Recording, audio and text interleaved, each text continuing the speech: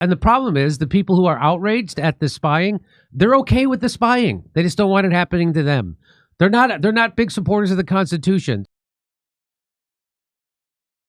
Senator Ron Johnson tweets out, I was just briefed by the FBI's Dan Bongino that the FBI and the Justice Department obtained call logs from 8 U.S. senators, including myself. We were surveilled simply for being Republicans. This does not surprise me, but it should shock. So he's talking about during the Biden administration. This does not surprise me, but it should shock every American. What the Biden administration has done is an outrageous abuse of power. It is blatant political persecution. Those responsible must be held fully accountable. Spoiler alert, no one will be held accountable. No one. The FBI, the CIA, they spy on senators and congressmen and everybody, journalists and you too at home, and nothing happens. We live in a surveillance state. Edward Snowden proved that. And we don't have the Fourth Amendment anymore. It's all gone. And they're illegally, unconstitutionally spying on every American, including Ron Johnson and his 7 other Republican senators. So here's from the FBI. It says, document, FBI special agent conducted preliminary toll analysis on limited toll records associated with the following U.S. senators: Mike Kelly, Lindsey Graham. Well, we know what's in Lindsey Graham's private. We don't have to. Come on. That's not tough. We all know what's in Lindsey Graham's emails. Bill Haggerty, Josh Hawley, Dan Sullivan, Tommy Tuberville. I'm Tommy Tuberville. Ron Johnson, Cynthia Loomis, and Marsha Blackburn. That's something. Here's a story about it. FBI analyzed Republican lawmakers' phone records during January 6th probe, the GOP senators say.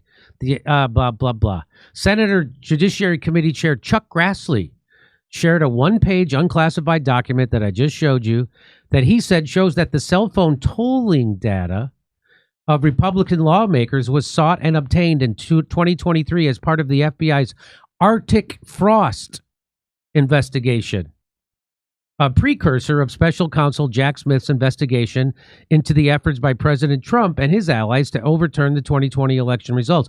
And then if you remember what happened to Jack Smith, it all got thrown out because he was full of garbage. That whole case and he was committing prosecutorial misconduct. Pretty sure he was doing that. Senator Ron Johnson, who chairs the permanent subcommittee on investigation, said the data focused on calls made in the days around the January 6, 2020 attack, and on the adding that no content was retrieved, but rather who was called and time, date, and time and length call. He said time twice. The document says the document. So they didn't go after Pelosi's. Isn't that interesting? You'd think because lots of information coming out here regarding who was responsible for the entire cheap local production, and I think it was Nancy Pelosi. She even admitted it on that one camera. Anyway, the document says an FBI special agent, whose name is redacted, conducted the analysis of 9 lawmakers. I just told you who they were. Speaking to reporters, Grassley alleged that the records violated the privacy of the Republican lawmakers. You think? I bet the FBI feels real bad. He also warned that there could be consequences for people involved. If heads don't roll in this town, nothing changes. Hey, spoiler alert, Chuck, nothing's changing. Nothing. He did not say he would bring Smith or other people before the Senate Judiciary Committee to testify, so nothing's going to change. Adding that the panel does not plan to conduct any kind of oversight into the case, but will instead rely on the FBI. The FBI is going to investigate the FBI. Turns out nothing happened, and there is no Epstein list, and there was a trans shooter that killed Charlie Kirk. That's all. It's all over. We got it all figured out. FBI Kash Patel said Monday night that abuse of power ends now. That's what he said. He went on to elaborate, unless they tell me to back down and shut up. Jack Smith tracked private communications calls of nearly a dozen GOP senators during that's the guy. So here's Kash Patel. Hey, dude, we recently uncovered proof that the phone records of U.S. lawmakers were seized for political purposes. That abuse of power ends now. Under my leadership, the FBI will deliver truth and accountability and never again be weaponized against the American people. Okay. Yeah. Okay. Don't believe you. Senate Majority Leader John Thune said he had grave concerns about the cell phone revelation. I have grave concerns about a new report showing that the Biden-era FBI spied on Republican senators, and I fully support Senate committees getting to the bottom of this outrageous abuse of power and weaponization of the government. Turns out Chuck Grassley's not going to do that. So he's the Republican chair of that committee that's supposed to do something like that, and he said he's not going to. So looks like, John Thune, you got something to say? Say it to Chuck Grassley. Here's Lindsey Graham. He was talking to Attorney General Pam Bondi. As chairman of the Judiciary Committee, why were my phone records? So here it is. Let's listen. Why? Let's listen. Can you tell me why my phone records, when I'm the chairman of the Judiciary Committee, were sought by the Jack Smith agents? Why did they ask to know who I called and what I was doing from January 4th to the 7th? Can you tell me that? No, Senator, and there were 8 senators in total.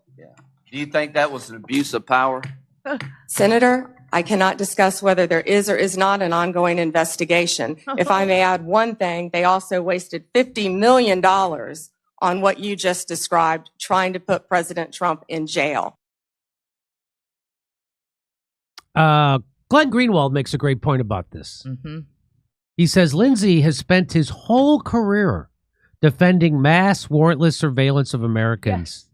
Now that he's a surveillance target, he's enraged.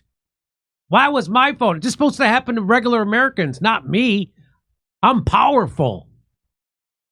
This abuse of the FBI, this is abuse of the FBI. But watching Lindsey Graham object is like watching Democrats objecting to Trump's censorship. Yeah. Both Dianne Feinstein, and so we covered this when it happened. The CIA completely spied on their emails. Dianne Feinstein and Representative Jane Harman, both California Democrats, did the same thing as Lindsey's doing here. They were the biggest cheerleaders for NSA FBI's domestic spying and then became enraged when they were spied on. It's not spying when we do it, okay? Just like it's not lying when we tell you a fib, but for all the right reasons, like taking $7,000 to post from Israel. Come on. Senator Dianne Feinstein, the CIA spied on the Senate and may have violated the Constitution. Hartman, outraged over alleged wiretapping, but they're okay if you get wiretapped. Just to keep that in mind. It's funny that the Democrats now remember there's a Constitution. Lindsey is probably more upset that someone has seen his browser history. Come on. Come on. That is inappropriate. Those are inappropriate jokes. What happened, Lindsey? Did your karma bite you in your Palantir? If you know what I'm talking about, come on. It is hilarious to hear Republicans cry about being spied on when they refused to kill the Patriot Act. Yes, exactly. And allowed it to even evolve. They can all cram their outrage up their a-holes. If they want it to stop, they would rein in the intelligence community, but they don't want it to stop. They just don't want it to happen to them.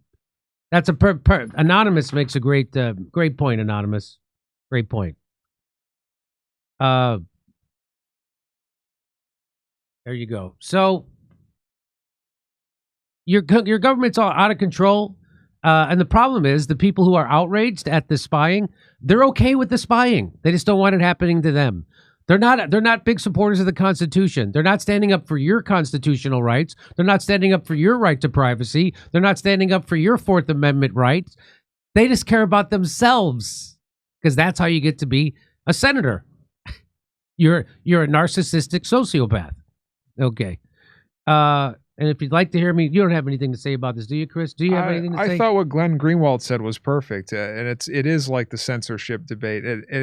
Both sides do this, where they're fine with it if it's happening to the other side, but not them. And my question is, was it always that way, or is that like a new phenomenon? Was it that way in the 80s and 90s? No, politicians used to be great And then they just all of a sudden became hypocritical maniacs. It just seems like in the last couple of minutes. It just seems more than ever now, though. Like, you can't even have a rational conversation with people about, for instance, the censorship stuff he was talking about. Well, people have become more siloed. It used to be, now it's like they've really.